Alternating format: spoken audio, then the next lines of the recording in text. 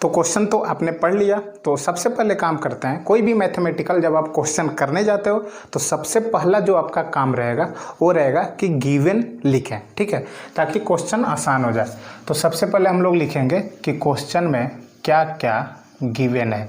तो गिवन में सबसे पहले है जो 90 डिग्री एंगल है वो है 90 डिग्री एंगल एट बी। ये कंडीशन है कि जो मतलब क्वेश्चन में ये दे रखा है कि जो 90 डिग्री का एंगल है वो किस पॉइंट पर है, बी पॉइंट पर है, ठीक है। और ए बी लेंथ कितना दिया हुआ है, ए बी लेंथ दिया हुआ है आपका 24 सेंटीमीटर और बी सी दिया हुआ है आपका 7 सेंटीमीटर, ठीक है।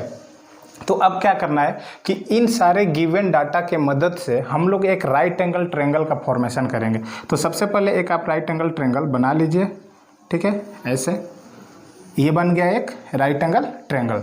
तो आपको कह रहा है कि 90 डिग्री एंगल बी पर होना चाहिए, तो यही एंगल कौन सा है, 90 डिग्री है, तो इसको हमने मान लिया बी, ठीक है। और इसको आप कोई भी जूम कर लो, इसको ए ले लो, इसको सी ले लो। अब देख लो ए बी कितना दिया हुआ है 24, ए बी है 24 सेंटीमीटर, ठीक है, और बी सी कितना है 7 सेंटीमीटर, ठीक है। तो सारा गिवन हमने लिख दिया और ट्रायंगल भी हमने, राइट एंगल ट्रायंगल भी हमने बना लिया। तो अब उसके बाद वैल्यू जो निकालना है, पहला जो वैल्यू निकालना है हमको वो निकालना है साइन ए का। What will be the value of sine A. तो क्या करते हैं कि यही है, यही ए एंगल है, ठीक है, इस एंगल को हमने मान लिया ए एंगल है। तो sine A, what will be the formula of sine A, तो sine A equals to perpendicular upon hypotenuse, ये तो फॉर्मूला होता है, ठीक है। तो इस एंगल ए के लिए परपेंडिकुलर कौन होगा, आपको पता है कि हाइपोटेनस किसको बोलते हैं, 90 डिग्री के जो अपोजिट साइड होता है दैट आर हाइपोटेनस, ठीक है। और जिस एंगल को हम कैलकुलेट करते हैं उस एंगल का जो अपोजिट साइड होता है उसको बोलते हैं परपेंडिकुलर। तो इसका मतलब एंगल ए के रिस्पेक्ट में अगर बात कर रहे हैं तो with respect to angle A perpendicular की वैल्यू कितनी हो जाएगी 7 सेंटीमीटर, ओके। और हाइपोटेनस की वैल्यू हमें अभी पता नहीं है, लेकिन आपको दे रखा है परपेंडिकुलर 7 है, बेस 24 है, तो हाइपोटेनस अब कैसे निकाल दिए, by applying Pythagoras theorem. Pythagoras theorem क्या बोलता है कि जो हाइपोटेनस का स्क्वायर होता है that are equal to square of sum of perpendicular and base, ठीक है। परपेंडिकुलर कितना आपका गिवन है 7, तो 7 का स्क्वायर प्लस 24 का स्क्वायर, ठीक है।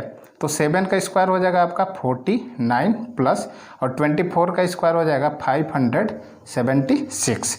अब इनको सम कर लीजिए तो ये हो जाएगा 9 6 15, ठीक है, 15 कैरी 1, ठीक है। उसके बाद 7 4 11, 11 एक जो कैरी किए थे वो एक 12, 12 का 2 और कैरी 1 5 1 6, तो आ जाएगा आपकी वैल्यू 625। तो एच स्क्वायर इक्वल्स टू 625, तो what will be the value of H, H की वैल्यू आपका मिल गया 25। तो इसका मतलब हाइपोटेनस की वैल्यू हमें कितनी मिल गई 25। तो अब यहाँ से सिंपली साइन ए का फॉर्मूला हमें मिला है परपेंडिकुलर अपॉन हाइपोटेनस। तो परपेंडिकुलर की वैल्यू रखेंगे 7 और हाइपोटेनस की वैल्यू 25। तो साइन ए का वैल्यू आपको कितना मिल गया 7/25। तो ठीक उसी तरह आप कॉस ए का निकाल सकते हो। जो सेकंड क्वेश्चन है कह रहे हैं what will be the value of cos A. तो कॉस ए का फॉर्मूला क्या होता है बेस अपॉन हाइपोटेनस। तो लिखेंगे बेस अपॉन हाइपोटेनस। तो बेस की वैल्यू कितनी मिली है हमें, यहाँ पर आप देख सकते हैं बेस 24, तो बेस का वैल्यू मिला 24 अपॉन हाइपोटेनस कितना मिला है 25, ओके।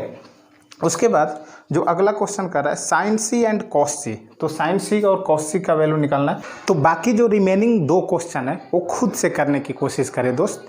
क्यों, क्योंकि खुद से करेंगे तो आप बेटर लर्निंग एक्सेप्ट कर सकते हैं, अचीव कर सकते हैं, ओके ओके।